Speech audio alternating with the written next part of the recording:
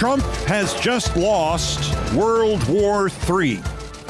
That World War III he keeps talking about, he's already lost it. Trump listens to Musk, maybe because he recognizes Musk is more insane than he is. Musk literally wants to own and rule the world. Musk just demanded this country withdraw from NATO. Other Muskers and Trumpers are following. If we leave NATO, its remaining members will turn into a private hunting ground for Putin or China or both. Eventually, he or they will run out of European countries to destroy and subsume, and he or they will turn to destroying us. After the event with Zelensky, Trump has already lost World War III. Evidently, so have the British. Back home, Prime Minister Starmer did the unthinkable. He met Zelensky not at the front door of number 10, but he went into Downing Street to meet him on the sidewalk. The front page of yesterday's far-right British tabloid, the Daily Mail, headlined, "Outrage over U.S. President's humiliation of Zelensky," and insisted, now stop the state visit for bully Trump, demanding the British withdraw their invitation for Trump to go there. But within hours, their ambassador here undid all that. Lord Peter Mandelson went on ABC this week here and called for a, quote, very radical reset that, quote, has to consist of the United States and Ukraine getting back on the same page and President Zelensky giving his unequivocal backing to the initiative that Trump is taking to end the war and to bring a just and lasting peace to Ukraine. F you, pal. Wait, it's worse than that. Mandelson, the ambassador to this country, says European leaders should support Trump. They, quote, need to back the calls for a ceasefire. And by the way, I think that Ukraine should be the first to commit to a ceasefire and defy the Russians to follow, unquote. Hey, Mandelson, asshole. Forgotten already? Zelensky already signed a ceasefire with Putin. Signed it in 2019. Putin broke it in 2022. 200,000 guys named Lord Gaseous and Sir Toby Belch, and they sent the one who sounds the most like Neville Chamberlain. The British, defending Zelensky at home, their ambassador here just surrendered to Hitler. I mean to Trump. No, I mean to Hitler. It is impossible to believe that the British Prime Minister has not already fired Mandelson. Recalled is the polite term. Vaporized would be the accurate one. Told him to swim home would be the best one. Regardless, the schism is now present. And the schism is a repeat, a throwback, a reenactment of 1938. Where, as Churchill said, the British leaders had a choice between shame and war. They had chosen shame. They would get war later. The war they got later was World War II. The war we, thanks to people like Lord Mandelson, will get later will be World War III. We will have to go to war. The real thing, none of this Iraq bullshit. The real thing, millions dead. Putin threatening or using nuclear weapons, not just to free Europe and all the other places who thought we understood that the world is simply successfully managed tension between the forces of more or less good and the forces of the Putins, Hitlers, Musks, Trumps, Chamberlains, and Mandelsons. Not just to free those other countries, but to save whatever is left of this country after the head start Trump and Musk are giving right now as we speak to Putin and to China.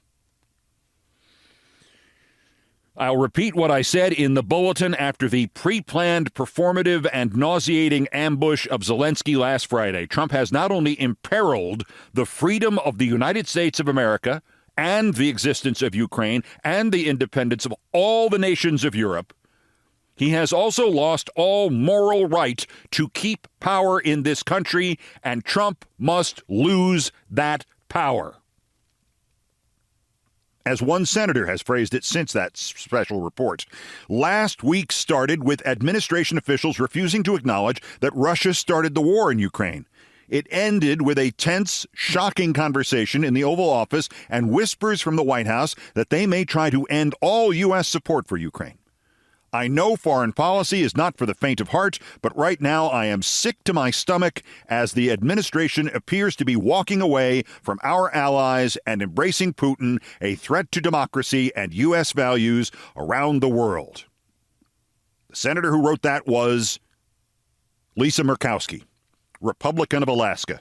And as clear-headed as she is in this time of boastful stupidity and proud disloyalty to the nation inside her own party, even she, as she wrote that, would not criticize the convicted felon Trump by name.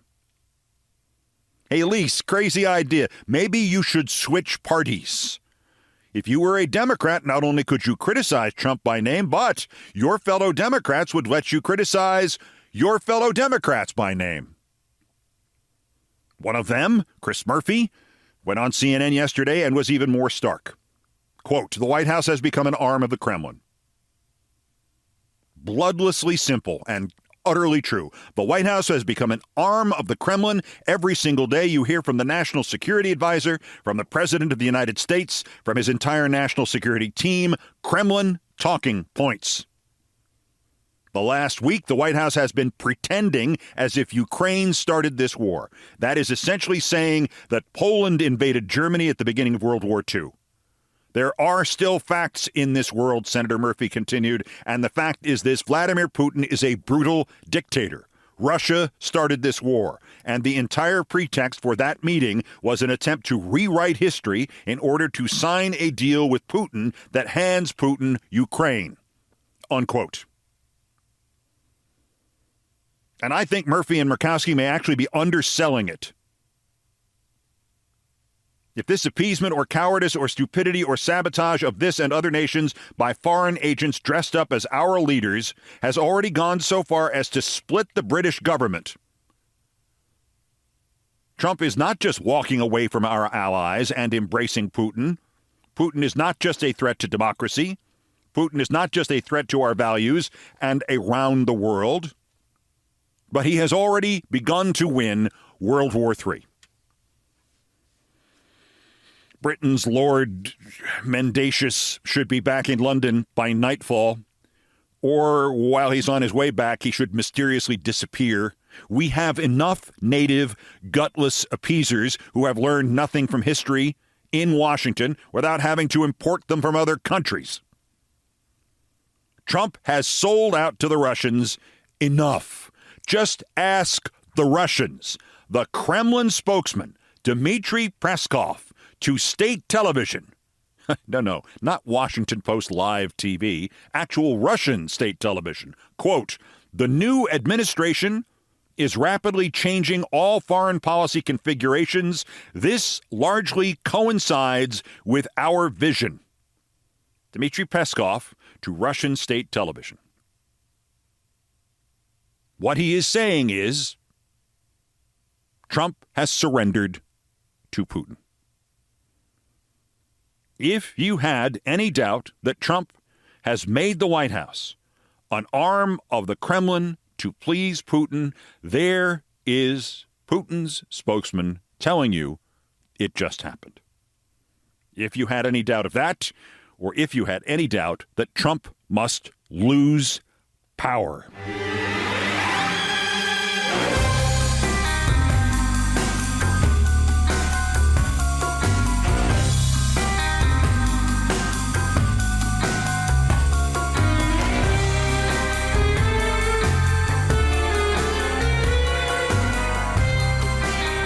I will address what Trump must lose power means and that reality in a moment. In the immediate short term, we are left with this reality. Trump hated Biden. Trump tried to extort Zelensky into fabricating fake evidence against Biden. Trump tried to weaken Ukraine on Putin's behalf. Trump was impeached for these high crimes and misdemeanors about Ukraine.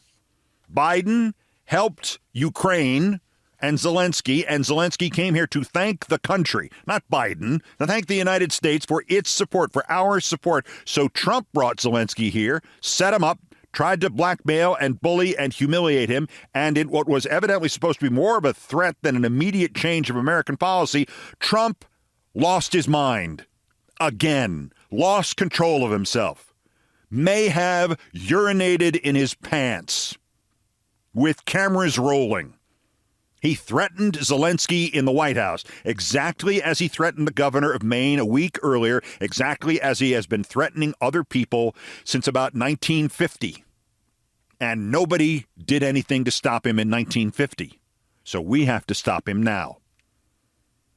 With cameras rolling, though, Trump revealed himself, finally, as he truly is, a coward, a draft evader, a feral animal, a menace, a terrified little boy with old man faces, a creature who, without the power he has accrued through lies and the exploitation of the least intelligent version of the public in this nation's history, a man who would literally be in jail right now. He is also taking every step, enacting every piece of treachery that his own party spent 70 years warning America the Russians would take to overthrow our form of government, including that little twist wherein the Russians would take over one of our political parties. Only we never suspected, as the Republicans said this year after year from 1918 into the 1990s, we never suspected once that those Republicans, when they said the Russians are going to take over one of the political parties, that they meant their own party. They're the Democrats and the Russian Republicans. And we need a Churchill right now in Britain, and we need a Churchill in this country right now, and we need two guys who recognize that even though there might not be shooting and bombs for another 25 years, we are right now on the brink of that war, and we are not just already losing it, but the creature in charge of this country wants us to lose it, whether he knows it or not. And yes, it doesn't have to be guys who are Churchill. The bitter irony here, though, is that the only figure who even pretends to be Churchill right now is Trump. And he has no idea who Churchill was, or what Churchill was, or what Churchill stood for, or what Churchill would have done to him and those traitors like him. Those photos of Trump grimacing into the camera, his official portrait, his mugshot. Trump has said this, that in those photos he is trying to make himself look like the official portrait of Winston Churchill.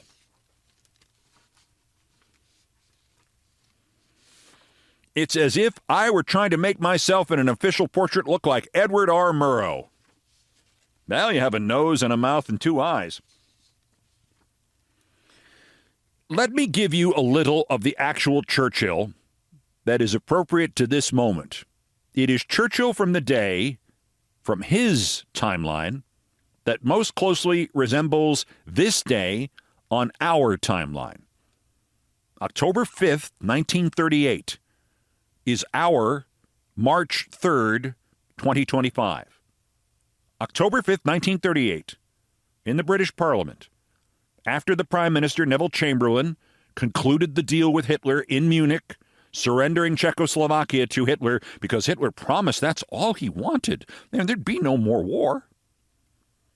Wherever, in what I quote, Churchill mentions Czechoslovakia, I replace it with Ukraine. Wherever he mentions Europe, I insert the world. Other than that, this is Churchill word for word nearly 87 years ago. Churchill, quote, I will begin by saying what everybody would like to ignore or forget, but which must nevertheless be stated, namely, that we have sustained a total and unmitigated defeat, and that Ukraine has suffered even more than we have. And I will say this, that I believe the Ukrainians, left to themselves and told they were going to get no help from the Western powers, would have been able to make better terms than they have got. They could hardly have worse after all this tremendous perturbation. Our loyal, brave people should know the truth.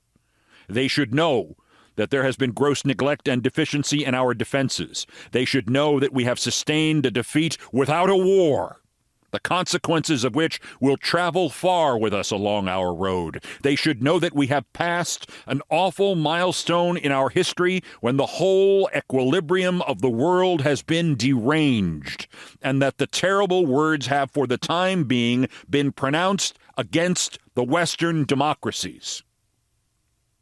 Thou art weighed in the balance and found wanting. And do not suppose that this is the end.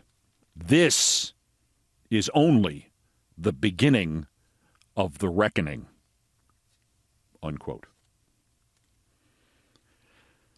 Trump must lose power.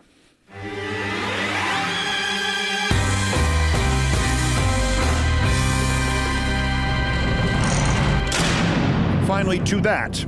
To be clear, no matter how often Republican Tea Party activists used to threaten Obama and other liberals, remember, by quoting Thomas Jefferson about refreshing the tree of liberty with the blood of patriots and tyrants? Remember how often the Tea Party said that? I am not doing that. I am not talking about the kind of violence and insurrection that Republicans advocated in 2009 and Republicans threatened in 2016 and Republicans attempted in 2020 and Republicans promised in 2024. I, unlike Republicans, am not talking about violent upheaval and not endorsing violence of any kind. That is the Republican plan.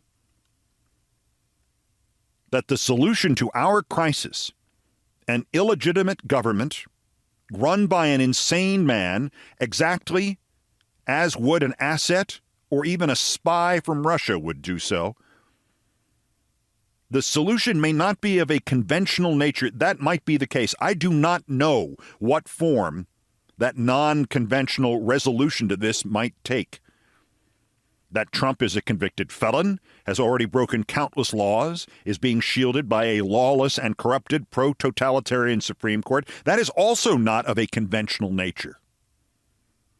Those qualities alone make his presidency illegitimate, make him being president a fraudulent president, even before he begins to actively turn his White House into, per Senator Murphy, an arm of the Kremlin, and to turn this country into a satellite of Russia. Trump's seizure of power has not happened legitimately, nor legally, nor by the norms that almost by themselves held this country together for 240 years. And even if they did, they do not excuse him selling us out to Vladimir Putin. Sabotage, treachery, treason. I will remind you that as often as the leaders of both parties and the more corporate and statist of our historians will claim in generation after generation, we have not always stuck to the rules which we claim are the only options for resolving things and resolving them peacefully. It is pretty certain now that the candidate who won the 1876 presidential election in this country, both in popular and electoral votes, did not become president. Rutherford Hayes became president after the Democratic and Republican bosses of the time made up an extra-constitutional solution. Extemporaneously convened in secret, they traded stuff. They reached a grand agreement, a conspiracy, as others called it then and since, that put the Republican Hayes in the White House and the Democrat Samuel Tilden into the dustbin of history, but gave the Democrats the control of the South and ended Reconstruction and sentenced the African-American population of this country to 9 decades of what amounted to apartheid. The 1800 election was a tie between Thomas Jefferson and Aaron Burr. It was decided essentially by Alexander Hamilton, who went into the House of Representatives and told representatives how to vote. The 1824 election saw the winner of the popular vote and the man with the most electoral votes, Andrew Jackson, not made president. The fourth-place finisher, Henry Clay, threw his support to the runner-up, John Quincy Adams, allegedly in exchange for Adams making him Secretary of State, and Adams became the president. Well, these are somewhat distant events. I mean, we're not even at the 150th anniversary of the Rutherford B. Hayes event. It's a little distant. You're not thinking that Republicans who oppose national suicide, who oppose becoming a satellite of Russia, you're not thinking those Republicans, Murkowski and, I don't know, enough other Republicans to fit in a phone booth, will join a grand agreement with the Democrats and force Trump out, in May? I agree with you. I don't think that's likely to happen. On the other hand, that's all too distant. However much Al Gore screwed up his own campaign in 2000, and I know, I worked for him. I met the man who screwed it up. Not Gore, his business partner. However much Gore screwed up his own campaign, history is already accepting that it was not the American people who made George W. Bush president the first time. It was the Supreme Court, with the thinnest of excuses. And after the stunt, the Brooks Brothers riot, staged in part by Roger Stone. So I guess one of the contingent plans might be here. Anybody have access to an unlimited number of attorney-grade three-piece suits?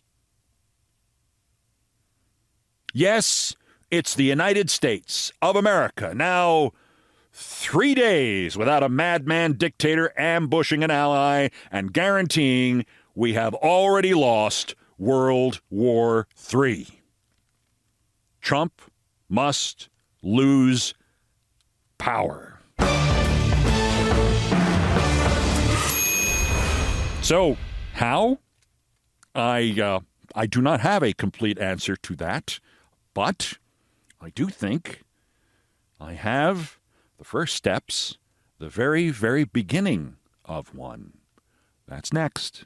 This is Countdown. This is Countdown with Keith Olbermann.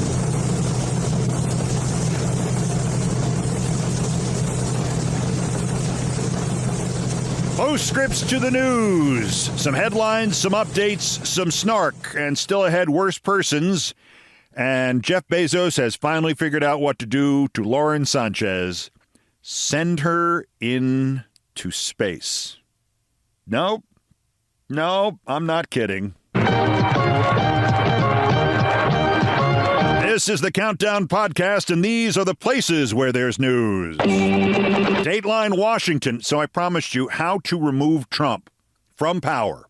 How Trump loses power without revolution or violence or lightning strikes. And again, I have no complete solution here. Or you would be listening to dead air because I would be out there doing it. But there are the beginning elements in place if only we will act upon them. I've already discussed the idea of public action, and yes, it would look very nice if there were overhead drone shots, as in Israel, of major highways being filled every Saturday or whatever day of the week you'd like with millions of Americans protesting this. It would be very good. It would also prompt Trump to bring out the military to start shooting people. I'm not sure we want that. However, there are other measures that we can take in which they can't shoot any of us. As I've said before, that one-day economic boycott Friday, the 24 hours of not buying stuff, make it 24 days. Make it 24 months. Bring the corporations to their knees. Don't buy what you don't need. Use last year's phone and last year's car and get your water out of the tap and get your coffee out of the coffee machine. Spending 35 cents for coffee was considered an extravagance when I started working in this business in the year 1866. But there are other elements that require the Democrats. I know. They're not all Chris Murphy, are they? A lot of them are Chuck Schumer. A lot of them are Kathy Hochul. A lot of them are, even worse, Eric Adams and Andrew Cuomo. But the Democrats need to adopt a couple of very simple measures. It's not like they are required to do a lot right now. They are in the minority in both houses of Congress, and we do not have the White House. There are individual states in which Democrats are still vibrant and in charge and going to court every day, and this must continue. But for the rest of them, for the Chuck Schumers of this world, for the Murphys of this world, for the Murkowskis of this world, if she listens to my advice and joins the real party, we need a Democratic war room. We need a group of more or less think tank Democrats to sit there and figure out how to respond, how to anticipate Trump's next move. There should have been a news conference within 1 hour of Zelensky leaving the White House, in which Democratic leaders described this as Chamberlain and Hitler 1938. And do not hesitate from calling Trump Hitler right now. You need to break him, because when it does not go his way, he reacts the way he did to Zelensky on Friday. I thought at first that the whole thing was premeditated, but I'm now coming around to the idea that it was there to shake him down and get him to agree to less than they told him he was going to get, and then Trump lost his mind. And we need to see Trump losing his mind every possible time. And we have that coming up. I'll get to that in a moment. We have that coming up tomorrow. But we need a Democratic war room. Schumer can be there. He has power. Jeffries can be there. He has power. If only he will use it. AOC needs to be there. Frost, the young Democratic congressman, needs to be there. We need them to be there and to shout bloody murder. We need a Democratic policy war room to anticipate what's happening and to offer alternatives and to remind Americans what's actually going to happen. We need a Democratic spokesperson. Again, AOC, Buttigieg, hell, Rachel Maddow. I don't care who it is. Somebody who's out there every week, and I've already said the time to do this is 8 a.m. Sunday. Chuck Schumer's only good idea, the thing that propelled him to power. Have a news conference on Sunday when there is no goddamned news, and do it before the Sunday morning news shows so you set the agenda. So they are reacting not to what Trump just said while he was on the crapper at 5:30 a.m., but what you said in a nice, arranged press conference in a happy setting with an open bar at 8 a.m. and Bloody Marys for everybody and brunch. As Cosell said about the 4 freedoms for media: freedom of lunch, freedom of drink, freedom of food, freedom of transportation, and freedom of admission. Hold one of those every Sunday morning and the Democrats are back in business. Have them all up there. Have Buttigieg be the spokesperson and AOC and Schumer and all of them, and rotate them in and out, and have a host. Have a host, a guy who's doing the whole in and out of every segment. Televise it live, feed it, live stream, 8 a.m. Sunday, because the Sunday morning shows are on Sunday morning. You get 2 days of setting the agenda. The content is almost irrelevant at that point. Hell, Trump hasn't had a good idea since he was 4 years old, and he sets the agenda because he has bad ideas, and everybody talks about it. They don't talk about what an idiot he is. They talk about whether or not his idiotic idea is very idiotic or just a little idiotic. Are they saying how many communists there are in the State Department? Yes, they're not saying whether or not there are any. I know I just mangled the quote from the Manchurian Candidate, but that's the whole point. Seize the airwaves and then figure out what to say. And to that end, where is our adaptation of perhaps the best aspect of the British parliamentary system? The British party that is not in power, the leading opposition party, has a shadow cabinet. Secretary of Defense Hegseth, there would be a shadow secretary of defense. Some member of the Democratic establishment with good defense chops. Anybody who isn't drunk would do. Anybody who doesn't take his orders from Elon Musk and tells members of the Pentagon to get back to Musk with those "what did you do this week" emails. A shadow cabinet, shadow Secretary of State who could get up there and say, we're a little worried about Marco Rubio after everybody took turns peeing on him in the Oval Office and destroying any hopes he had that he had some influence, that he wasn't just there to tell J.V. Vance that his eyeliner looked good. We need somebody to get up there and humiliate Marco Rubio. We need somebody else there. Besides Marco Rubio, we need somebody to get up there and humiliate Hegseth, somebody official. because the media, as dying as it is, still has overwhelming sway in this country, and how things are framed and how things are broadcast to the consumer, the voter, is still largely out of the hands of the politicians. It's what you offer, what you make the media people who make these decisions think are the right decisions. Oh, I know what to do. I've seen this before. We should present an hour of Pete Buttigieg answering all of these things that the Trump people have just said. That would be Shadow Secretary of State Pete Buttigieg. There are two other things we can do to accelerate Trump losing power. Emphasize one aspect above all else with Elon Musk. He's foreign. He has an accent. In the last few months, the accent has, I've mentioned this before, it's gotten worse. He's now almost unintelligible. He is South African. He's Afrikaner. He's Boer War. He's the man who put Mandela in jail, isn't he? Or the descendant of one of them. As you know, I am a proud child of immigrants, and I consider myself such even though the first Olbermann got to this country in 1847.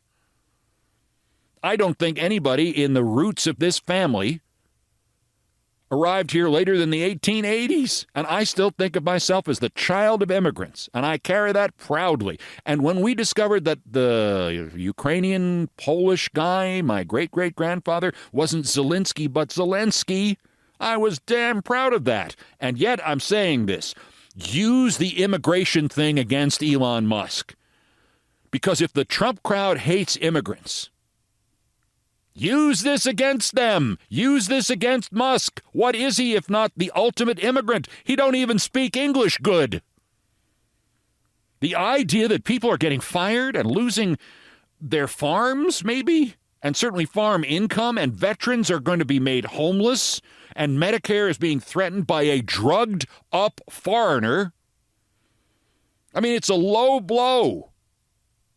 It hurts me as the son, well, great-great-grandson of immigrants, but it's totally legit and very effective, and it goes to the heart of their belief system. There's no blow that lands harder than when you take the club out of the idiot's hand and hit him over the head with his own club or shoe. Speaking of which, they have a new bête noire on the right, which you can exploit in this particular situation. This guy, Drano, this Rogan knows something, named for either Joe Rogan or sportscaster Fred Rogan, I don't know what, retweeted Laura Loomer. So you can tell in this tweet the total IQ spent was like 48 points. Did you know that D.C. Judge Amir Hatem Mahdi Ali, the judge who ordered the Trump administration to temporarily lift the funding freeze on U.S. aid abroad, has only been a U.S. citizen since 2019 and has dual citizenship? To which this guy Drano writes, why the hell are we allowing dual citizens as federal judges? Conflict of interest. Oh, they're big about dual citizenship now. I wonder who has dual citizenship in this equation. Elon Musk is a dual citizen of Canada and the United States. Pass it on. Dual citizens. Holy crap. There is once again and more evidence that we are not going to survive based on our Herculean efforts to save the democracy and avoid the World War III that we're already losing. It's not that. It's their stupidity. It's them looking at this question of dual citizenship without asking, hey, what about Musk? Don't he talk funny for a guy from San Francisco, Texas, wherever he's from? Canada? Wait a minute. Didn't we just go to war with Canada? I bet this guy knows that Wayne Gretzky bastard. Hey, we didn't make the rules here. This isn't Keith Olbermann's America. This is Donald Trump's America. There are rules here. They're Trump's rules here. Use the rules to bury Elon Musk up to his neck in the sand with the tide coming in, metaphorically. And there is one last one. Tomorrow night, Trump will address Congress. It is not, although it might as well be, the State of the Union address. It can't be called the State of the Union because that's the tradition in the first year of a presidency. Plus, what the hell would Donald Trump know about the State of the Union unless it's the Union of Soviet Socialist Republics? Well, formerly the Union of Soviet Socialist Republics. But Alexandria Ocasio-Cortez asked online, if you were in Congress, what would you do for the State of the Union? What do you think Dems should do? Number one, how many other Democrats would think to crowdsource this? To get people involved in the way people get involved today. When people live their lives 3-4 years at a time without ever actually talking to anybody in person. She crowdsourced it online. What would you do for the State of the Union? What do you think Dems should do? Well, I think they should start by hollering him down, and those who can sneak whistles in should blow the whistles, and then they should boo, and then at 5 minutes they should all stop and start chanting Zelensky's name. Drown him out for 5 minutes, and then stand up with your backs to him for 5 minutes, and then walk out. So the answer to the question, should they walk out? They should never even attend. No, don't miss the opportunity. Don't miss the opportunity to be there. But also, make a spectacle of yourselves? Yes. Boo him? Yes. Chant Zelensky's name? Yes. Then stand silently? Yes. Then show him as much disrespect as possible? Yes. Then leave. Take over the narrative. We are going to need civil disobedience. It damn well better be endorsed by and lived by the elected Democrats first. You are, God help us, our leaders, get to effing work. Dateline Cincinnati. What is my opinion of Trump pardoning Pete Rose, the infamous and now late baseball gambler? My opinion is Trump needs to lose power after ambushing our ally Zelensky. He brought up the Pete Rose thing hours after realizing that not everybody in the world agreed with him about that on Friday. The amount of surprise in Donald Trump's life that he does not express must be enormous every day. It must be several megatons worth. What do you mean they don't all agree with me? What do you mean there was blowback? What do you mean Marco Rubio looked literally like Flat Stanley? On the other hand, there are details here that I can't miss because I did spend much of my life in sports and was, in fact, at the news conference at which Commissioner Bart Giamatti, father of the actor, banned Pete Rose for life on August 24th, 1989, for gambling repeatedly. The correct headline on Trump and Pete Rose is Trump promises to pardon alleged pedophile, or Trump promises to pardon alleged child rapist. I had turned on this. After years of opposing Pete Rose's reinstatement to baseball, I had said enough is enough. With the steroid era, this is a relatively small crime. And then the part came out about having his ongoing relationship with a teenager under the age of 16 while he was married and starring as a player for the Cincinnati Reds in the 1970s. That accusation came out, and that's where I went, go to hell.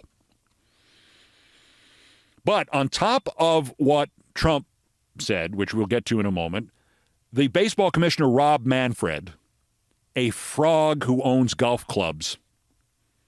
I'm not insulting him with the reference to another country or anything. I mean, he's a frog. I mean, he's an amphibian. And he has golf clubs. That's the entirety of his life. He is considering now, knowing which way the wind blows, because he has golf clubs, he is considering a petition that was filed apparently on the 8th of January by Pete Rose's family, per ESPN, to have him posthumously removed from the banned list, the ineligible list. Baseball sources acknowledged, according to ESPN, the commissioner met with Fawn Rose and a lawyer, and Manfred is now reviewing the petition to reinstate. He rejected the last one after meeting with Rose in 2015. And this just as coincidentally happens the day after the Trump post. Over the next few weeks, I will be signing a complete pardon of Pete Rose, who shouldn't have been gambling on baseball, but only bet on his team winning. He never betted against himself or the other team. He had the most hits by far in baseball history and won more games than anyone in history. First off, there is no such word as betted. You're thinking of betted. B-E-T-T-E-D. President Moron said today, betted. The other thing, I have been fighting this literally for 36 years. He only bet on his team winning. Let me deconstruct this very briefly.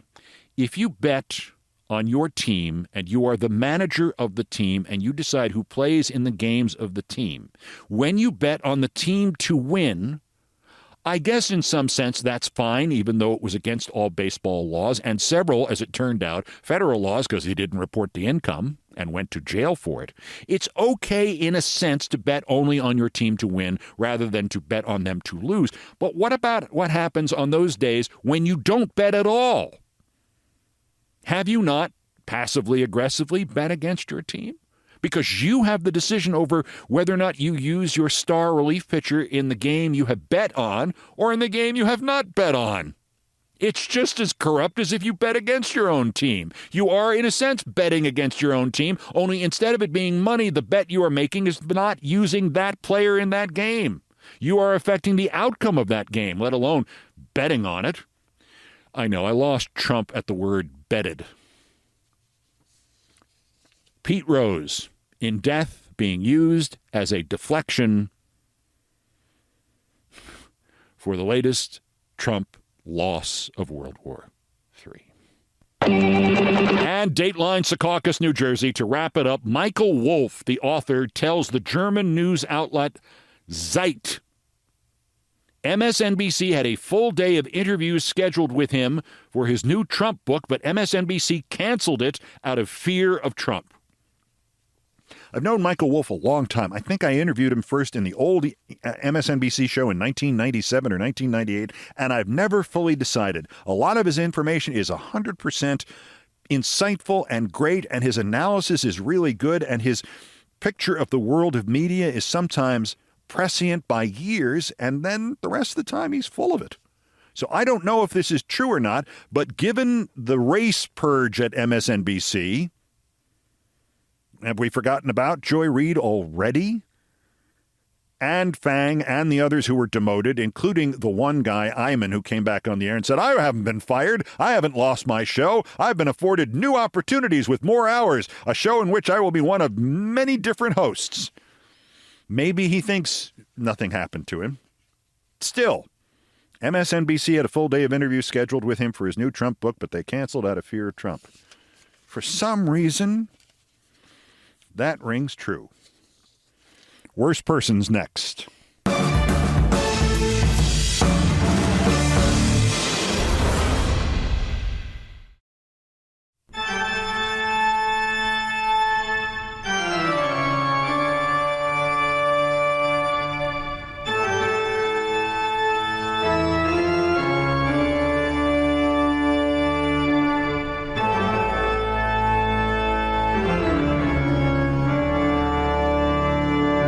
Believe it or not, in this all-new edition of Countdown, there's still more new idiots to talk about. The unwashed, unloved, the Dunning-Kruger definitions, who are today's worst persons in the world.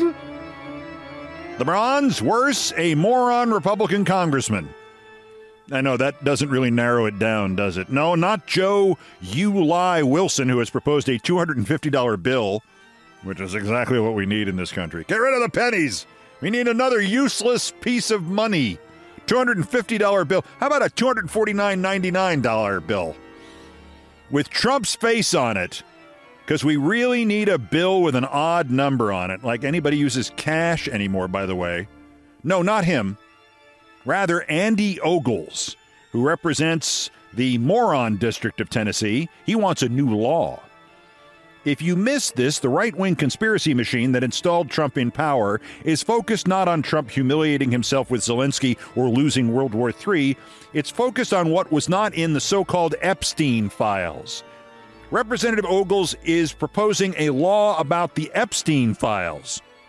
Not about any of the acts in the Epstein files, just the Epstein files. It's called the Pedo Act. P-E-D-O. What do you have?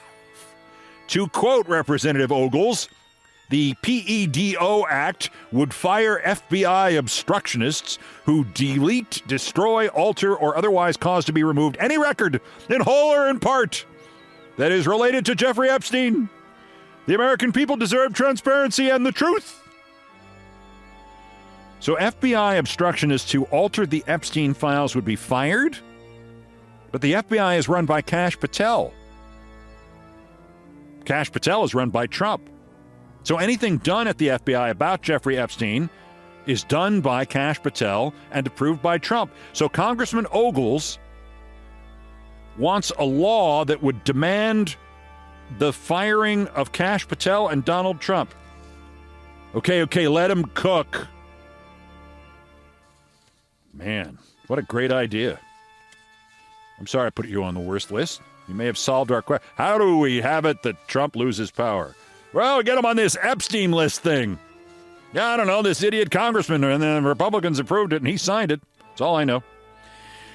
The runner-up worser, well, here he is. Ed Martin. You know this guy. He's nuts. He is now the acting U.S. attorney in Washington, D.C., and he is crazy as a jaybird. Anna Bauer, who is the senior editor of Lawfare, pointed this out. Several online Republican influencers made up a story claiming, one of them is at Matthew Nickel 5, Obama's team, and he said it was a rumor. Obama's team, including Anthony Blinken, Victoria Nuland, Susan Rice, and Alexander Vindman, advised Zelensky to reject Trump's deal in violation of the Logan Act. Now, of course, it's not true. It didn't happen. The guy himself said, rumor has it. U.S. Attorney Ed Martin has responded by retweeting this and writing, concerning. No one is above the law. We'll find out about that at your trial, Ed Martin. Anna Bauer from Lawfare, senior editor. Hi, Ed. Do you think it's appropriate for an acting U.S. attorney to spread false info accusing uncharged individuals of criminal acts? Do you think this public statement is consistent with DOJ norms and your ethical duties as a member of the bar? Looking forward to your response. I'm expecting Ed Martin's response to be, what's DOJ stand for? This guy is literally not all there. But our winner, speaking of which, Jeff Bezos. This is, for all the things that we've endured, this was the greatest headline of the week and the weekend. Are you ready? Katy Perry, Gayle King, and Lauren Sanchez to fly into space on Jeff Bezos' Blue Origin next mission. Anybody else see a darker side to this news? Jeff Bezos plans to send his own girlfriend into space on his own rocket that he owns, the maintenance of which he's in charge of. And here come the sparks. And she's going to be alongside Gayle goddamn King and Katy Perry. The number of other jokes I thought about here are all far, far meaner than the one I just did. Far more grim. The nicest of them was, hey, the Blue Origin spacecraft, it has the opportunity to do the funniest thing ever. By the way, David Fulkenflick at NPR reports that after Bezos' announcement that the WAPO op-ed department would now only print opinions that he, Jeff Bezos, agrees with, i.e. things he thinks Trump will thank him for and not reveal whatever secret he's blackmailing Bezos with, the Post lost another 75,000 subscriptions. That's on top of the 300,000 that Bezos cost himself after he killed the paper's editorial endorsing Kamala Harris. They're down 375,000 subscriptions. 375,000 subscriptions would fuel most smaller city newspapers in America, and that's how much they've lost. In addition to all their credibility, they're now a right-wing news outlet, like Politico is a right-wing or conservative or fascist news outlet. Plus, more practically speaking, they've lost more money. 375,000 subscriptions worth. You know what a subscription is? Who will underwrite Lauren Sanchez's 2025 annual plastic budget? Jeff, to the moon, Lauren, to the moon, Bezos, today's other worst poison in, well, outer space. The world!